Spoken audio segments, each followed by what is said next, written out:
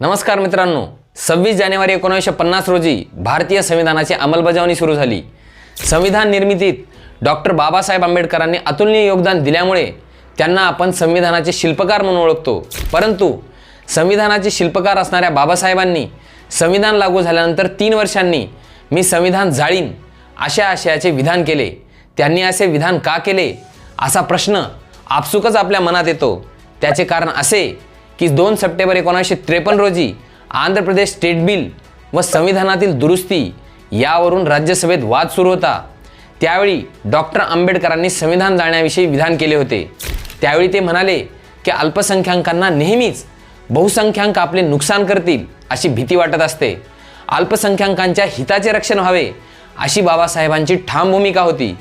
बहुसंख्याक जर संविधानाचा दुरुपयोग करून अल्पसंख्याकांवर अन्याय करत असतील तर संविधान जाळणारा मी पहिला असेन अशा आशयाचे विधान त्यांनी केले।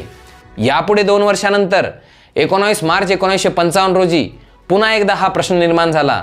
पंजाबचे खासदार डॉक्टर अनुप सिंह यांनी 4थ्या दुरुस्ती विधेयकावरील चर्चेदरम्यान आंबेडकरांना आठवण करून दिली की गेल्या वेळी तुम्ही संविधान जाळणार असल्याचे म्हणाला होतात।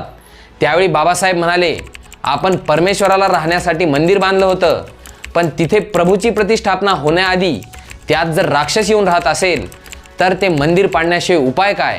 आम्ही राक्षसांना राहण्यासाठी मंदिर बनवले नाही, आम्ही ते देवांसाठी बनवले आहे। यावरून हे स्पष्ट होतं की बाबासाहेब हे अल्पसंख्याकांच्या हितासाठी आग्रही होते।